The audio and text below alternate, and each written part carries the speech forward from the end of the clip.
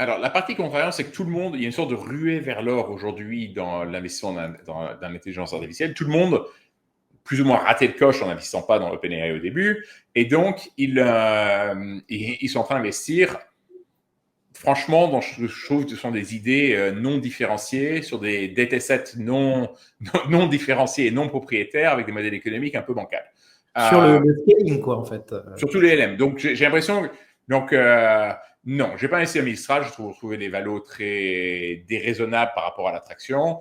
Encore une fois, j'ai aucune idée de la réelle traction de Mistral, mais le fait qu'ils communiquent uniquement sur des problématiques, des trucs techniques et non pas leur nombre d'utilisateurs et leur chiffre d'affaires me rend très sceptique quant à la réelle traction de Mistral vis-à-vis d'un OpenAI, etc.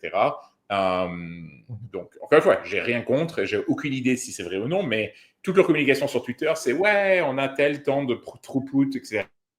Ah bon, c'est très sympathique, mais in fine, quelle est l'utilisation réelle? Non, 90 000 par an, c'est en location. Mais le robot, il travaille 20 heures par jour parce qu'il se recharge le reste du temps. Et ça remplace en fait $250 000 de main-d'œuvre humaine. Donc le modèle économique marche déjà.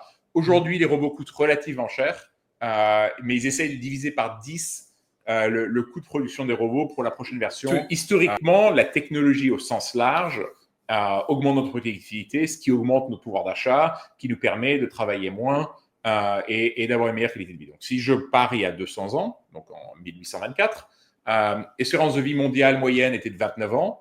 On était à 94% des fermiers. On travaillait 70 heures par semaine.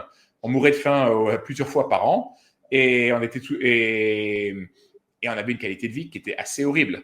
Et petit à petit, le nombre d'heures travaillées a baissé, le nombre de gens requis pour d'abord la production agricole, et ensuite la production industrielle a baissé. Et l'idée, c'est d'utiliser en fait ces robots pour faire les emplois pour lesquels on n'est pas fait. On n'est pas là, on n'est pas fait pour faire ça 10 millions de fois, on n'est pas fait pour porter des paquets.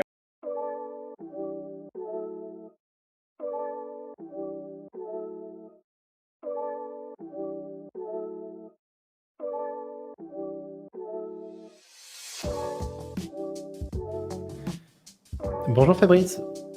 Bonjour.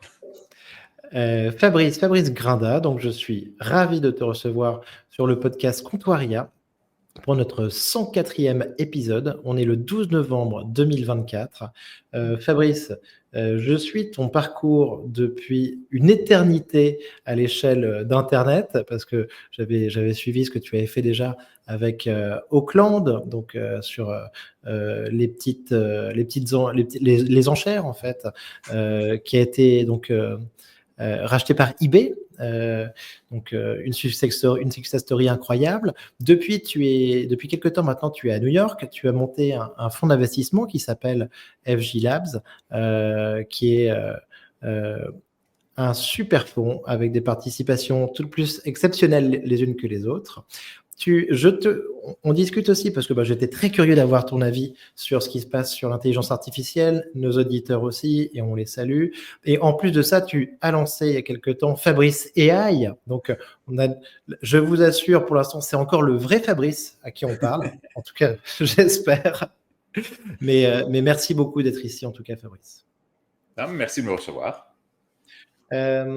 Alors, Fabrice, première question, je voulais savoir un petit peu comment est-ce que tu as vécu les 2 dernières années, les 2 années qui viennent de s'écouler. On est bientôt l'anniversaire des 2 ans de ChatGPT. Est-ce que pour toi, ça a été révolutionnaire? Est-ce qu'il y a une accélération dans la tech?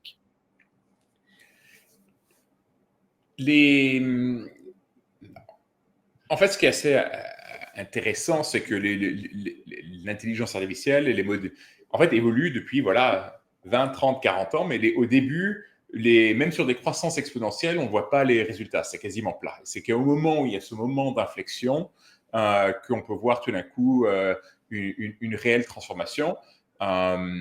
Et ici, c'est une combinaison de modèles fondamentaux un peu différents, plus du compute power qui est beaucoup moins cher qu'avant, plus un accès aux données. Et donc, les 3 composantes se sont retrouvées pour créer l'impression, et pas qu'une impression, une réalité de l'intelligence artificielle qui fonctionne en termes d'interaction humaine, où je peux envoyer poser des questions par texte et avoir des réponses qui sont cohérentes pour la première fois de l'histoire. Donc, de ce point de vue-là, oui. Maintenant, est-ce que la technologie ou l'histoire de la technologie s'accélère? Là, c'est moins évident, dans la mesure où on a eu des révolutions fondamentales avec la vapeur, l'électrification, l'information, la révolution digitale des dernières années, avec des pénétrations qui ne cessent d'augmenter. Et la question, c'est est-ce que ces nouvelles inventions ont des facteurs aussi importants, un impact sociétaux aussi important que les premières? À mon avis, c'est juste les uns s'additionnent sur les autres, mais c'est dur de dire que ça s'accélère particulièrement. Maintenant, l'intelligence artificielle, on voit une accélération, mais au sens sociétal, c'est moins clair. Surtout qu'il faut un certain temps pour que culturellement, les gens s'adaptent et adoptent les nouvelles technologies. Quand je regarde les idées dès la fin des années 90, donc ça fait 26 ans que maintenant je crée des startups, beaucoup de ces idées étaient viables ou étaient des bonnes idées. Donc, Webvan pour la livraison de groceries, eToys pour vendre des jouets en ligne, Pets.com pour vendre des choses pour les chiens. Et toutes ces boîtes ont fait faillite. Or, 10, 15, 20 ans plus tard, quand la structure était en place, les systèmes de livraison, les smartphones, les systèmes de paiement, ça a été accepté. Et maintenant, c'est des boîtes à très grand succès, comme Chewy pour les animaux ou Instacart. Et je présuppose que quelque chose de similaire va arriver ici. C'est-à-dire qu'aujourd'hui, dans le monde des startups, effectivement, on est tous les premiers adopteurs de l'intelligence artificielle. 100% de nos startups l'utilisent pour baisser les coûts de service clientèle, augmenter la productivité des programmeurs et, dans certains cas, améliorer les flots d'achat, les flots de vente, etc. Maintenant, la plupart du PNB dans les pays développés, c'est les grosses entreprises et les gouvernements. Alors, à quel moment est-ce que je pense, et en France notamment, le gouvernement, c'est genre 57% du PNB. Donc, à quel moment est-ce que je pense que l'État français va utiliser l'intelligence artificielle pour optimiser tous ses process et remplacer 90% des fonctionnaires? J'ai du mal à imaginer que ça arrive dans la décennie à venir. Même les grosses boîtes sont les dernières adoptrices. C'est-à-dire que aux États-Unis, par exemple, le système médical, c'est 20% du PNB, un peu moins, 18%. À quel moment est-ce que je pense que les grosses compagnies vont utiliser d'assurance médicale vont utiliser l'IA pour processer les demandes d'assurance, vu qu'ils ne veulent pas prendre de procès? Je pense que c'est dans très, très, très longtemps. Donc, il y a quand même un sorte de décalage entre l'introduction de la technologie et son adoption réelle au niveau de l'économie, comme on le voit avec des choses comme les voitures self-driving. La première voiture qui a été self-driving qui marche très bien, c'était il y a plus de 10 ans. Or, aujourd'hui, l'adoption, elle est à moins de 0,1% sur le parc. Maintenant, est-ce que je pense que dans les 10 ans à venir, ça va venir, dans le point de vue du self-driving? Absolument. Je pense qu'on est justement à ce moment d'inflexion. Et la même chose va arriver dans l'IA, mais la différence entre l'acceptation utilisateur et l'intégration dans les flots de l'économie prend plus de temps que les gens ne l'imaginent. Tout à fait. Comme tu le dis, alors, on est à proximité des fêtes de fin d'année. On espère que la SNCF ne va pas nous sortir sa grève surprise pour les vacances de Noël. De l'autre côté, Fabrice, par rapport à ce que tu disais sur la santé, il y a un exemple que je donne pas mal en ce moment, c'est qu'on a Doctolib en France qui vient de lancer l'assistant de consultation médicale qui fait un carton apparemment.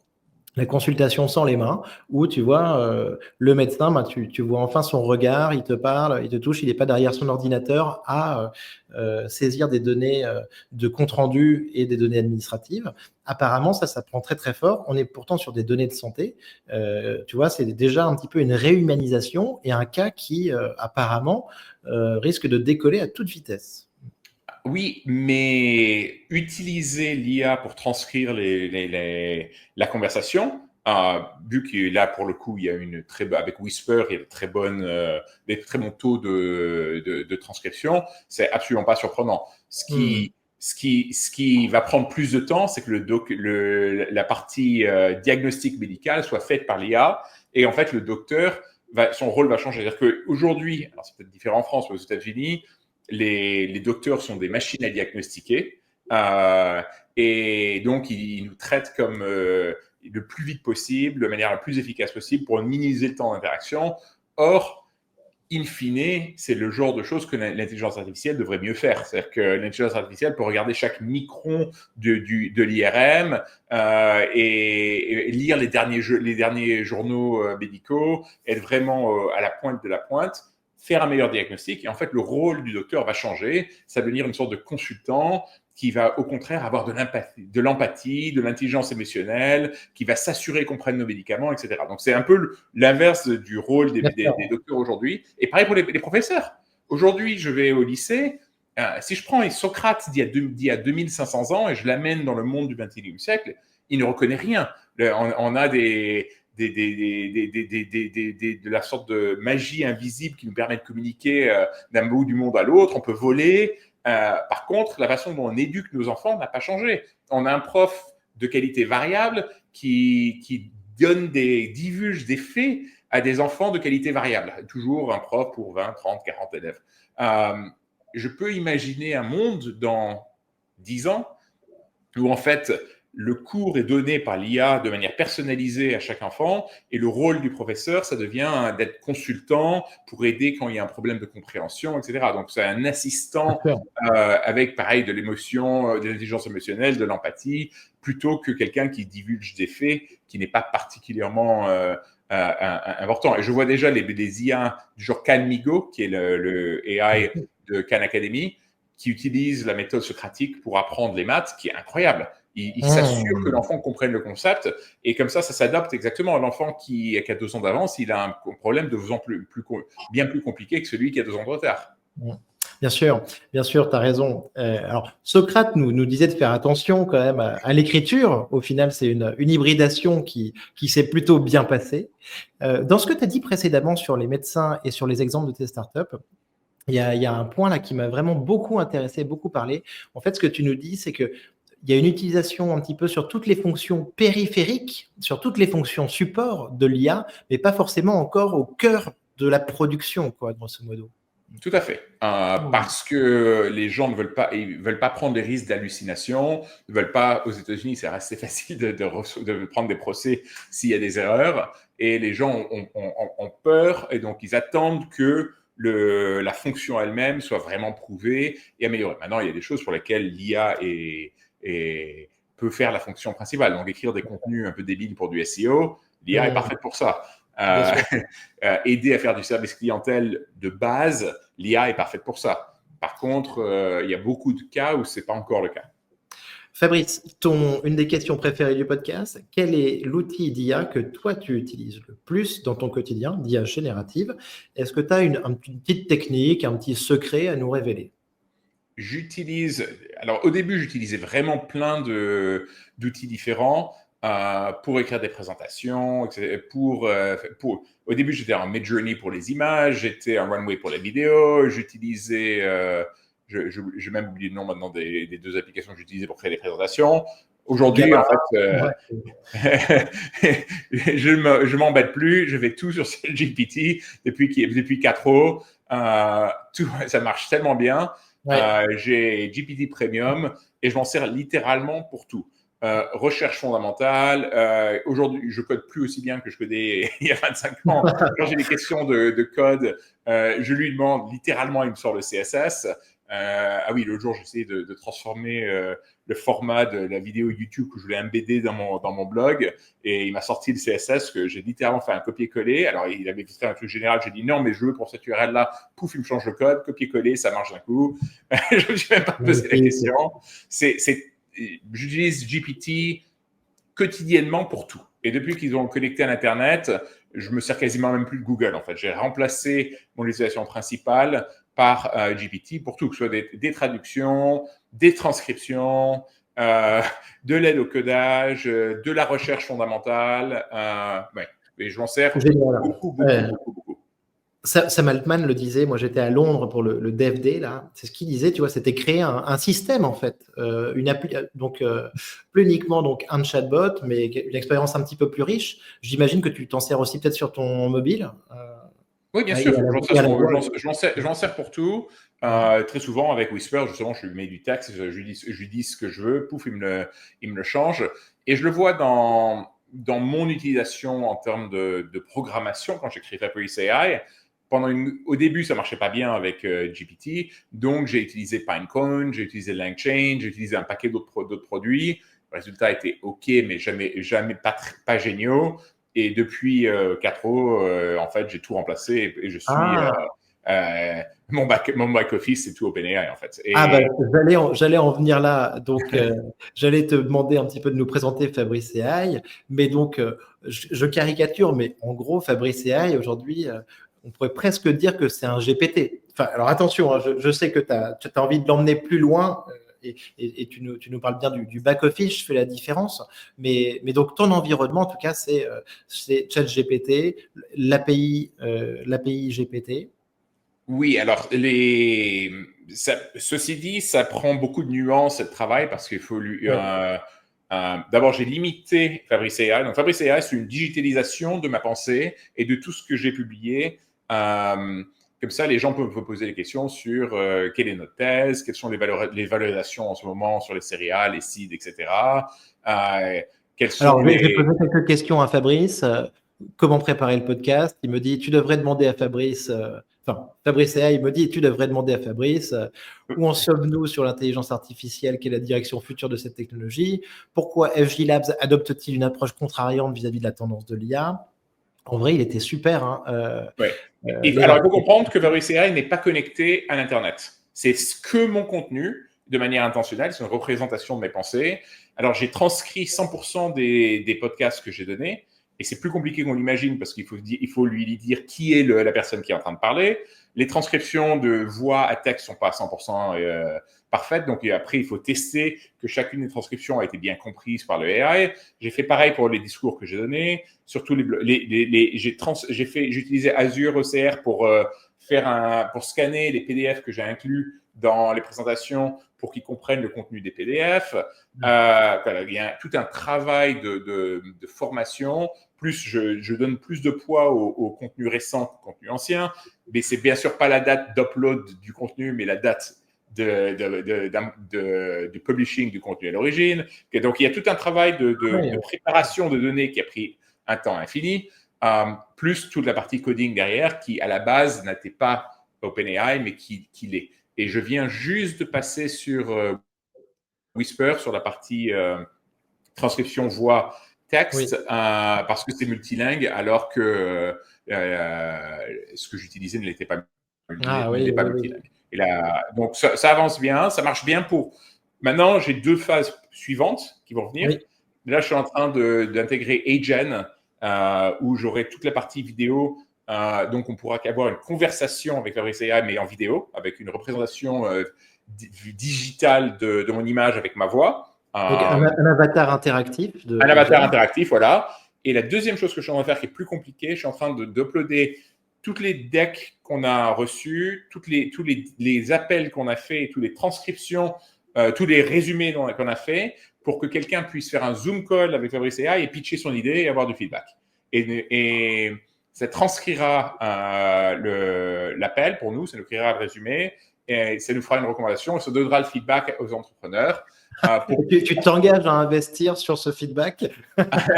Je ne m'engage pas encore à investir sur ce feedback. Alors, le problème, c'est qu'aujourd'hui, on n'enregistrait pas nos appels. Donc, aujourd'hui, j'ai le deck et j'ai les débriefs. Donc, on va commencer à enregistrer. Désolé. Bien sûr, aucune des informations ne sera disponible au public. C'est pour juste entraîner l'IA pour l'utiliser de manière interne. Mais aujourd'hui, on reçoit 300 deals par semaine et on prend 40 appels. Donc, en fait, il y a 260 deals qu'on ne prend pas on ne prend pas d'appel parce que c'est hors sujet, etc. Mais je pense que ça pourrait être intéressant pour les fondateurs de pitcher, d'avoir un résumé de l'appel de notre perspective et notre recommandation et pourquoi on le présente comme ça. Donc, à voir si ça va bien marcher ou pas. Ça me prend, et c'est pas pour demain. Hein. Je viens de commencer à le coder, donc j'ai pas encore d'appel, on n'enregistre pas encore nos appels avec les fondateurs.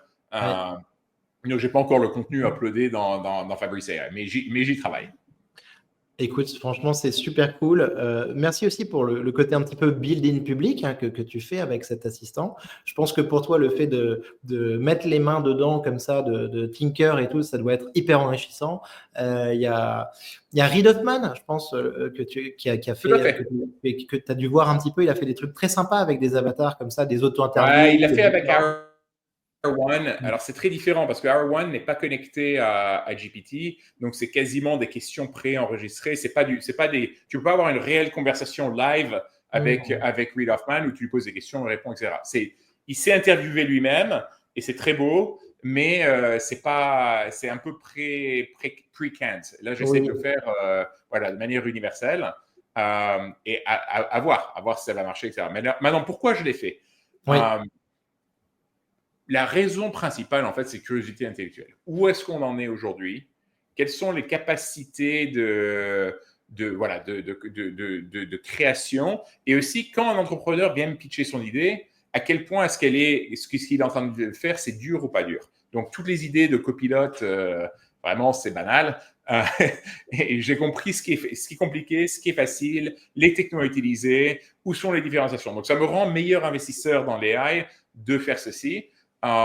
Et au-delà de ça, ça permet aux gens de poser des questions sans voir. Parce que je reçois littéralement le même jour je reçois 300-400 emails par jour et très souvent, c'est la même question.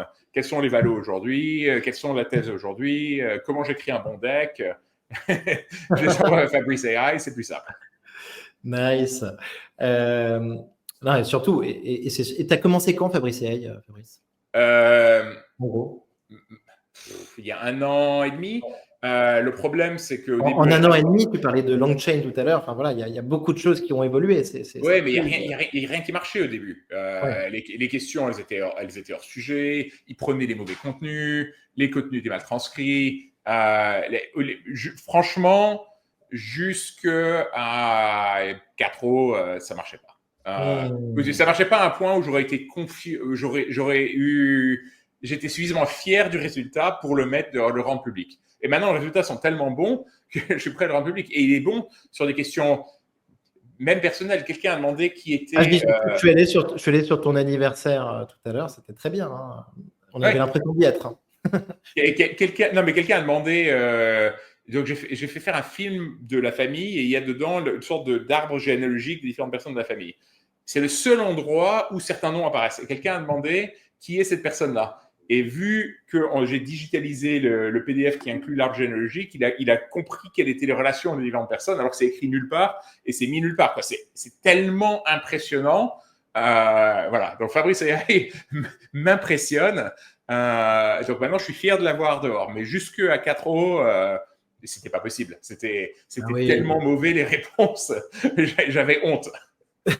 Et j'avais d'autant honte que j'ai mis des centaines d'heures de travail. Alors maintenant, ce qui est intéressant, c'est que si j'avais attendu 1 an tranquillement plutôt que de me taper des centaines d'heures de programmation avec Pinecoin, Lightchain et tout plein de directions droite à gauche, que le contenu il est dans mon MongoDB, quoi. Il y a toute une problématique technique que j'aurais pu éviter, mais bon, c'est pas grave.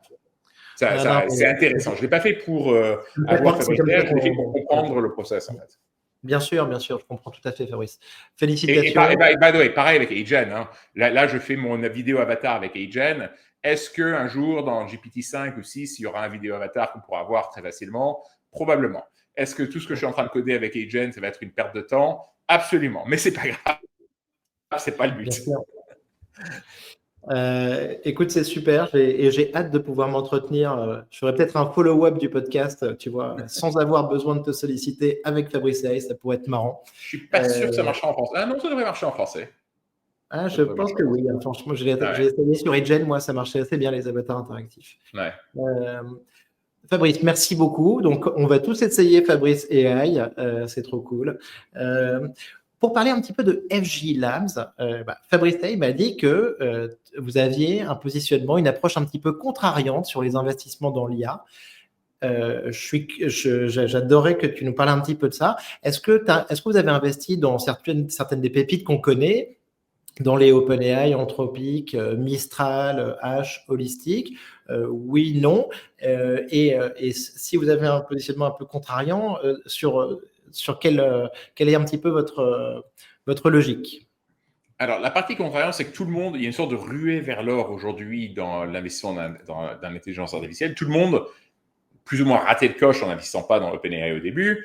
Et donc, ils sont en train d'investir, franchement, je trouve que ce sont des idées non différenciées, sur des datasets non différenciés et non propriétaires, avec des modèles économiques un peu bancals. Sur le scaling, quoi, en fait. Surtout les LM. Donc, j'ai l'impression... Donc, non, je n'ai pas investi à Mistral. Je trouvais les valos très déraisonnables par rapport à la traction. Encore une fois, j'ai aucune idée de la réelle traction de Mistral, mais le fait qu'ils communiquent uniquement sur des problématiques, des trucs techniques et non pas leur nombre d'utilisateurs et leur chiffre d'affaires me rend très sceptique quant à la réelle traction de Mistral vis-à-vis d'un OpenAI, etc. Donc, encore une fois, j'ai rien contre, j'ai aucune idée si c'est vrai ou non, mais toute leur communication sur Twitter, c'est ouais, on a tel temps de throughput, etc. Ah bon, ce serait sympathique, mais in fine, quelle est l'utilisation réelle et quel est le chiffre d'affaires réel? OpenAI. Je te rejoins tout à fait sur cette communication. Malheureusement, je suis tout à fait d'accord, et ça rend ça un petit peu illisible, en tout cas dans ma position, et impossible à comparer en fait à ChatGPT et ses 200 millions d'utilisateurs. GPT, au moins c'est clair, là ils sont à 4-5 milliards de chiffre d'affaires, ils prévoient 10-15 milliards l'année prochaine. La plupart, ça vient des abonnements qui sont donc à très forte marge par rapport au call API qui sont à plus faible marge, parce que le nombre de requêtes faites par les utilisateurs premium ne sont pas très élevés. J'ai pas investi dans OpenAI pour peut-être des raisons débiles qui en fait ont été adressées. C'est que j'aimais pas la structure. C'était une non-for-profit, board contrôlé non pas qui n'était pas contrôlé par Sam Altman. C'était pas clair pour moi que c'était une vraie boîte, plutôt que c'était un produit de recherche. Et alors depuis, ils ont remplacé le board, ils ont mis ça au pouvoir, ils l'ont transformé en entreprise for profit, même si elle a quand même un but relativement non lucratif. J'ai oublié de structure qu'ils ont pris.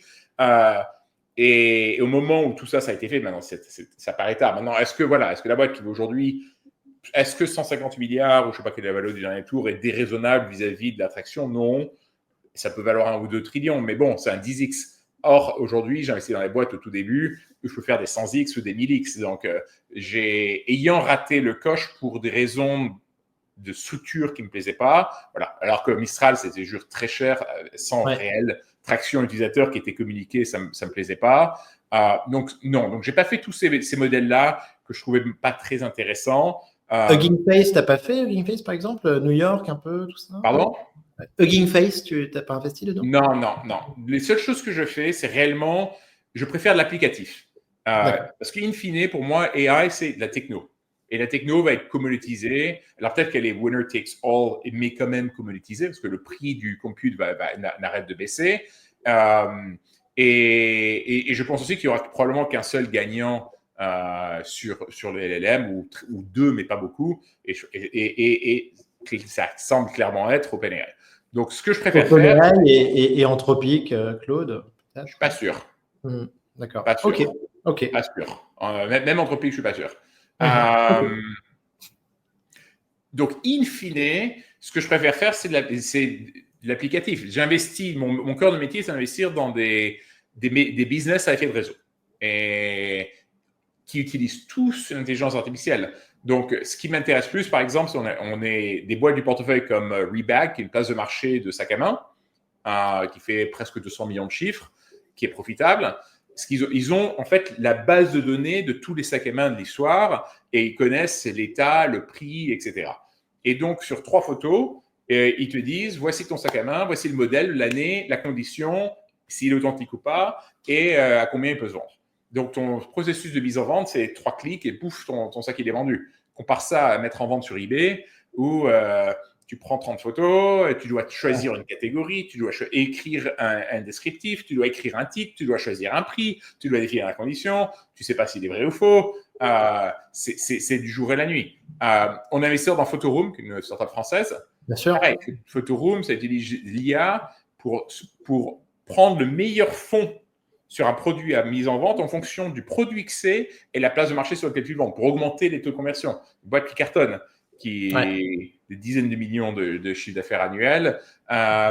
Et donc, pour moi, ce genre d'applicatif est plus intéressante où, par exemple, on est dans un site qui s'appelle Numerai. C'est une sorte de hedge fund crowdsourced où les gens upload leur modèle de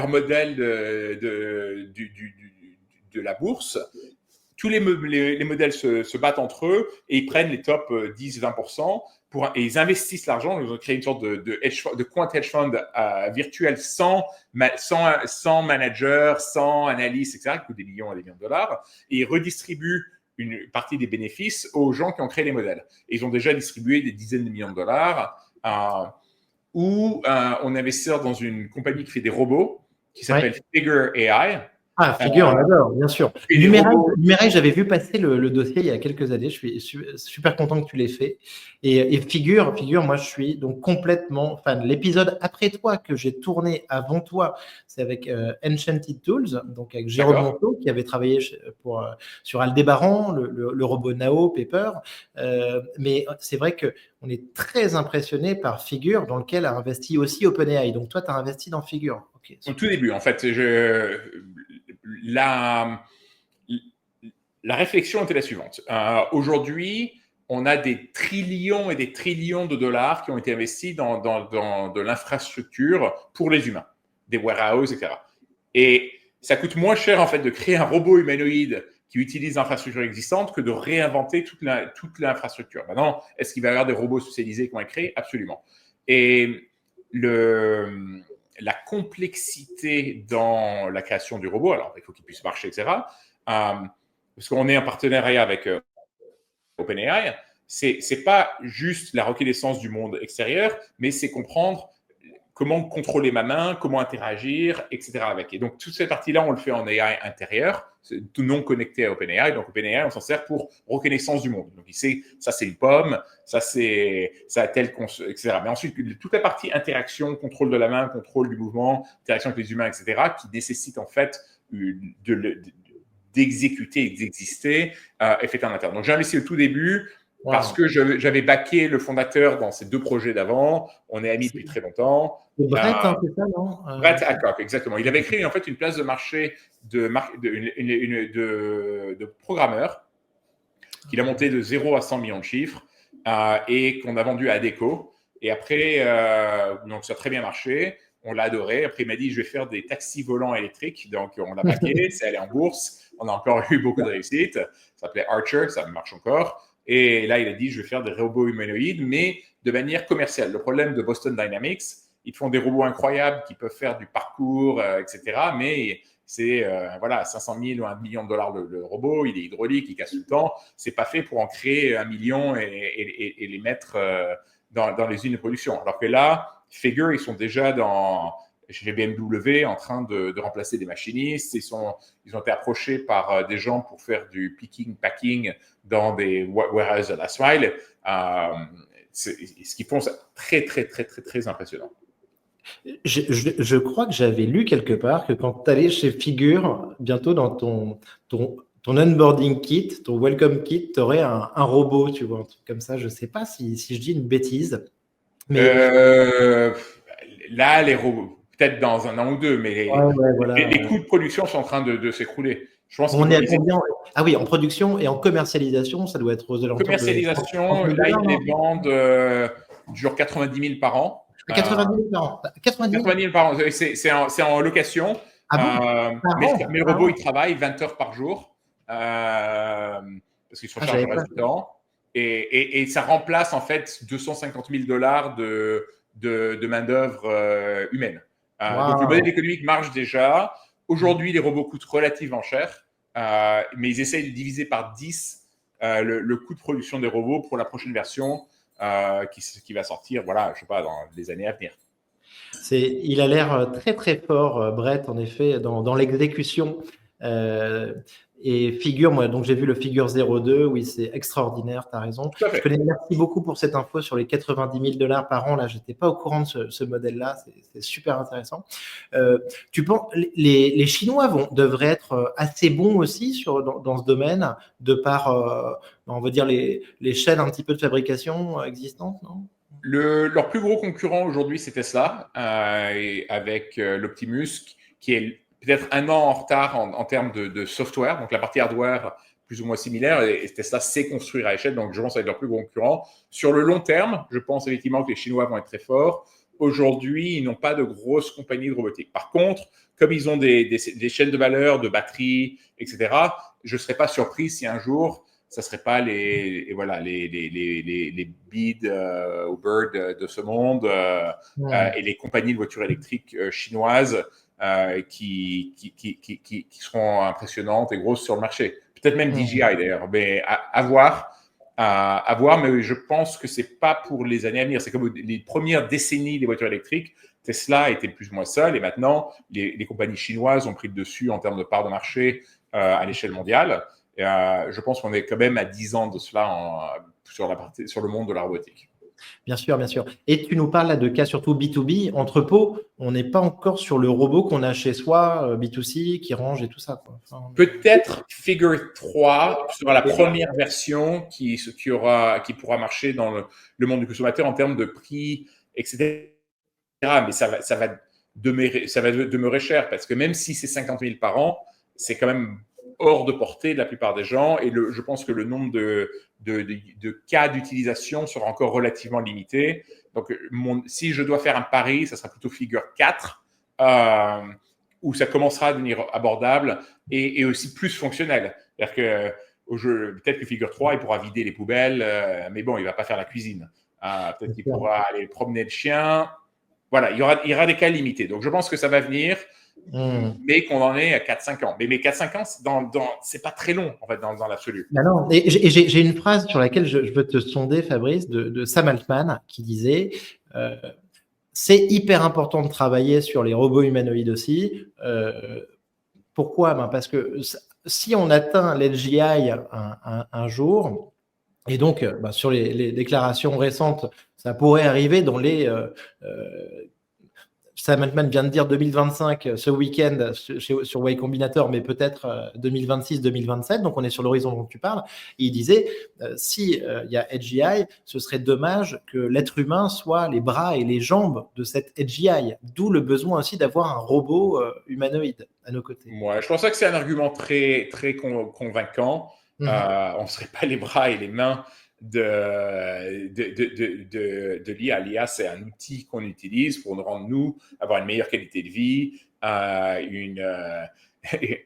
Historiquement, la technologie au sens large augmente notre productivité, ce qui augmente notre pouvoir d'achat, qui nous permet de travailler moins et d'avoir une meilleure qualité de vie. Donc, si je pars il y a 200 ans, donc en 1824, espérance de vie mondiale moyenne était de 29 ans.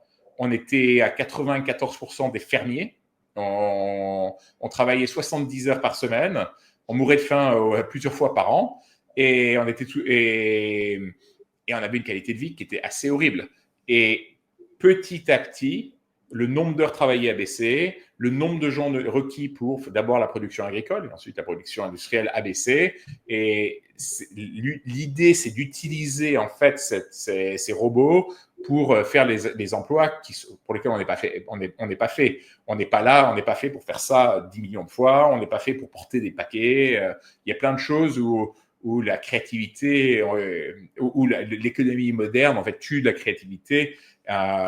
Et ce qui nous rend humains. Et donc, l'idée d'emplacer ces emplois-là par des robots fait un sens parfait. Donc, je peux imaginer un monde dans 10, 20, 30 ans où on travaille 30 heures par semaine. Déjà, dans l'Occident, aujourd'hui, on travaille 39 heures, 38 heures par semaine pour avoir une qualité de vie qui serait l'envie des empereurs d'il y a 200 ans. Donc, les gens doivent faire grâce à la technologie, on a une qualité de vie qui est inconcevable.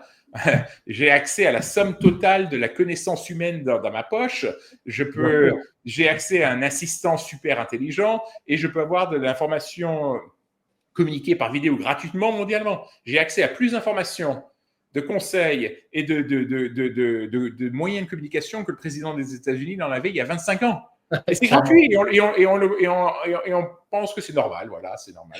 Merci Fabrice. Je suis exactement, complètement aligné avec toi. Et c'est gratuit. OpenAI nous garantit qu'ils vont essayer de conserver cette version gratuite. C'est extraordinaire et il faut comparer par rapport au passé.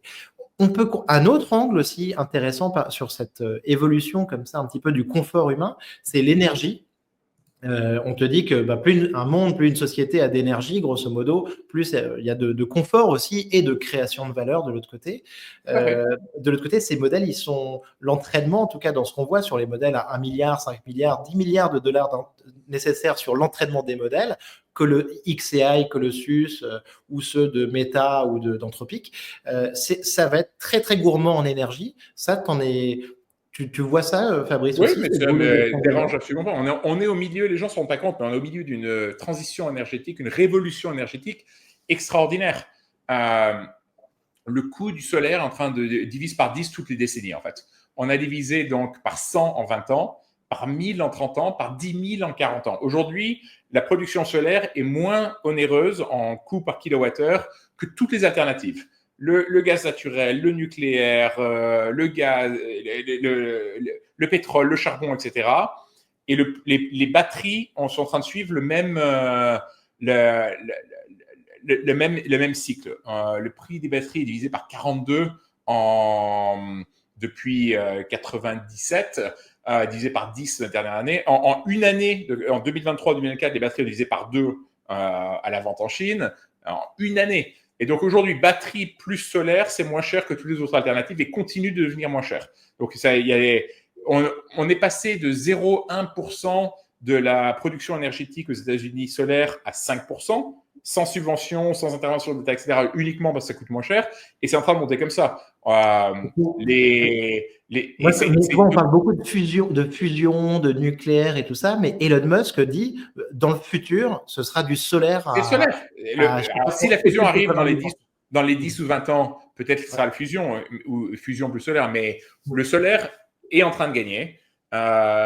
Quasiment toutes les nouvelles capacités rajoutées mondialement aujourd'hui est solaire. La majorité, est renouvelable. La plupart de ça est solaire et les prix n'arrêtent de baisser. Je vois à ma maison ici à Turks, j'ai installé un solaire plus batterie. Ma facture d'électricité, c'est du genre 10 000 par mois. C'est pas du genre, c'est 10 000 par mois. Passé à zéro, ça m'a coûté 550 000. En 2 ans et demi, je suis remboursé. J'ai mis un système de destination d'eau. Ma facture d'eau, elle est pareil, 10 000 par mois. J'ai mis la destination d'eau qui est maintenant branchée à mon solaire. Ça sort 6 000 gallons. Ça me sort 20 000 litres par jour. Je suis passé à zéro en facture et la machine coûte 75 000 $. En un an, c'est remboursé. Les cycles de remboursement sont devenus tellement bons que la transition va s'accélérer. Donc, la consommation d'énergie va augmenter, mais le coût marginal d'électricité va baisser. Alors, il y a une période de transition dans laquelle on est qui est compliquée parce que le grid n'est pas fait pour de l'intermittence et il va falloir monter donc ça va prendre 10, 15, 20, 30 ans pour qu'on arrive à 40, 50, 60% de la production qui vient du solaire. Mais c'est inéluctable que ça va arriver. Mais Fabrice, est-ce que tu crois dans ce cas-là, toi, un petit peu, la phrase très, très simple comme ça de Sam Altman, très caricaturale, mais le coût de l'intelligence et le coût de l'énergie vont tendre vers zéro. Donc, tu nous dis énergie peut-être 30-40 ans, on ne parle pas de demain, 30-40 ans. Et coût de l'intelligence aussi, possiblement, quand tu vois la capacité de ces modèles. Oui, absolument. La technologie au sens large est déflationniste. C'est vrai de tout. Quand j'étais petit, mon père engueulait ma mère parce qu'elle faisait des appels longue distance qui coûtaient très cher, ce qui voulait dire Nice-Paris. Aujourd'hui, on les appelle mon Dieu gratuit en vidéo. Et c'est vrai en fait à tous les niveaux. La technologie et tout ce qui la technologie touche finit par être déflationniste. Les choses qui ont été inflationnistes sont des choses qui, au contraire, n'ont pas été touchées par la révolution technologique. Donc, les services publics, les produits et les marchés réglementés. Merci beaucoup Fabrice. Une dernière petite question sur laquelle je veux te sonder un peu, c'est les agents. On parle énormément d'agents, c'est un buzzword. Tu dois recevoir des dizaines de dossiers par jour qui parlent d'agents. Est-ce que tu as vu des agents avec l'IA qui te semblent fonctionner? Est-ce que tu penses que c'est en train d'arriver? Est-ce que tu penses que O1, c'est la première brique par rapport à ça? Ça dépend de la définition de agent. Qu'est-ce qu'on veut dire par cela exactement? Parce une intelligence artificielle donc avec une capacité d'action et qui va procéder, donc valider, travailler sur plusieurs étapes, décomposer avec plusieurs étapes sa démarche de travail et avoir une capacité d'action sur le monde, sur un site internet, en achetant quelque chose, plutôt que juste sortir du texte ou une image où il manque un petit peu le dernier kilomètre. Tu veux dire un avatar Pas forcément un avatar. Aujourd'hui, je vais le présenter vraiment. Aujourd'hui, la plupart des pitchs que je reçois, c'est des copilotes pour X, Y, Z, aucun intérêt. Facile à faire, pas de différenciation, pas de barrière à l'entrée. En plus, ils veulent utiliser les données internes aux gens, donc c'est même eux n'ont pas accès à des données propriétaires. En plus, il y a des valeurs ridicules. Donc tout ça, ça a zéro intérêt. Est-ce qu'il y a des boîtes qui font des choses intéressantes? Oui, par exemple, People.ai. Ils sont connectés au processus de vente des compagnies. Ouais. Et ils apprennent les pitchs et les approches des meilleurs vendeurs pour transformer les vendeurs médiocres et les vendeurs moyens, comme leur donner la productivité des meilleurs vendeurs. Ça, c'est intéressant. Encore une fois, est-ce que c'est un agent en tant que tel? Non, c'est pas le vendeur ne devient pas l'agent. Mais c'est l'assistant de réunion, du transcript qu'on fait passer dans un LLM pour améliorer le. C'est pour dire ensuite aux autres agents qui sont moins bons, voici les textes à utiliser, voici l'approche à prendre, voici le feedback sur ton appel, voici le ton à prendre, etc. Et donc, ça augmente la productivité. Ça, ce genre de choses, je trouve ça très intéressant. Mais c'est un petit pourcentage des boîtes et des idées que je vois passer. Ouais, tout à fait. D'accord. OK, donc ça, on n'y est pas encore selon toi. Les liens entre la crypto et l'IA, on a peut-être un nouveau bull run qui peut repartir depuis l'élection de Trump, qui est quand même favorable à la crypto, à la blockchain, aussi sur les bons conseils d'Elon Musk.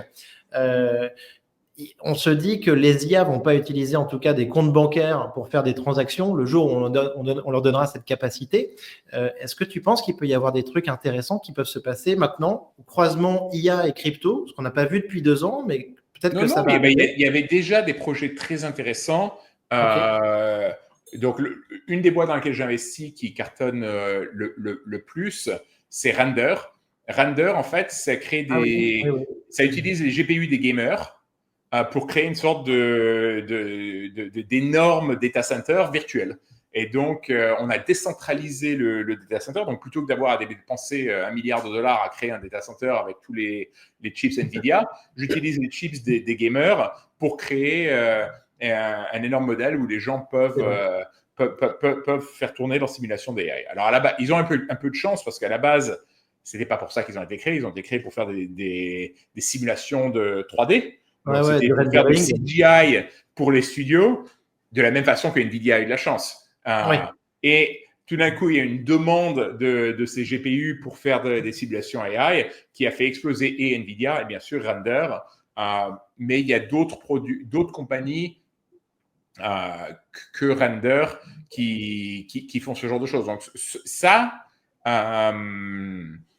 absolument. Maintenant, de manière plus spécifique ou plus générale, non. Maintenant, là, spécifiquement, on fait tourner des modèles AI de manière décentralisée sur la crypto. Ça, c'est une réelle convergence crypto-AI. Bien sûr. Merci beaucoup, Fabrice. Petite question. Si tu pouvais avoir une conversation avec une IA du futur, genre une IA de 2030, on va dire, quelle serait ta première question? Une AI de 2030. Alors, ça dépend. Mhm. La question, parce que la question que j'aurais ne serait pas sur l'AI elle-même. La question que j'aurais, c'est plus quel est l'état du monde en 2030? Est-ce qu'on a évité une troisième guerre mondiale? Est-ce que effectivement la transition solaire est en train de continuer? Est-ce que la qualité de vie continue d'augmenter?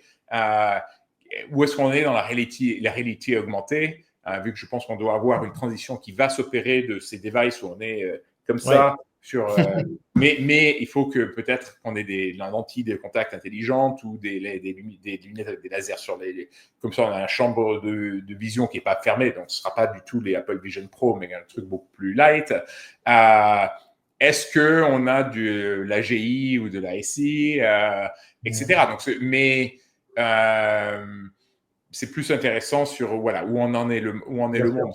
Spécifiquement sur l'intelligence artificielle. Voilà, même la question de l'AGI, elle est un peu. Je ne la trouve pas très intéressante. Okay. Parce que la façon dont fonctionnent les modèles, la façon dont c'est absolument pas la façon dont fonctionne le cerveau humain. Le cerveau humain utilise peu de données pour essayer et pour abstraire une théorie de comment fonctionne le monde. C'est quasiment l'inverse du modèle des LLM où c'est une infinité de données pour comprendre comment fonctionne le monde. Donc, est-ce qu'on peut arriver à des résultats relativement similaires? Peut-être, mais est-ce que c'est réellement de l'intelligence au niveau similaire en termes d'approche de l'intelligence humaine? J'en suis pas convaincu. Pour ne pas parler de ce qu'il y a de la conscience, etc. Maintenant, est-ce que OpenAI passe déjà le Turing test? Oui, on peut parler, et c'est difficile d'imaginer c'est une personne ou un AI. Maintenant, on en est quand même relativement loin, à mes yeux, d'avoir un modèle qui fonctionne de la façon dont le cerveau humain fonctionne maintenant. C'est peut-être pas ça la définition qu'on utilise. Mais si la définition qu'on utilise, c'est qui peut réussir à répliquer les tâches de certains humains dans certaines conditions, effectivement, on n'en est pas loin. Mais voilà, je pense que ce n'est pas un débat particulièrement intéressant. Bien sûr. Dario Amedei, le fondateur et CEO d'Anthropic, nous dit que le 21e siècle sera peut-être le siècle compressé qu'on pourrait avoir grosso modo en 5 ans à 10 ans, autant de progrès technologiques qu'on en aurait eu en 50 ans ou 100 ans. Grâce à l'IA, est-ce que tu penses que ça peut être un accélérateur? Je voudrais que ce soit un accélérateur de productivité et que ce soit un accélérateur parce que, comme j'ai dit, aujourd'hui, on n'a pas du tout notre vie de consommateur, elle est déjà extraordinaire. Et aujourd'hui, je peux commander sur DoorDash ou Deliveroo de la nourriture et l'avoir en 15 minutes. Je peux me faire livrer, si j'habite dans une grande ville, n'importe quoi sur Amazon en 1 heure à New York et peut-être 2 jours en province.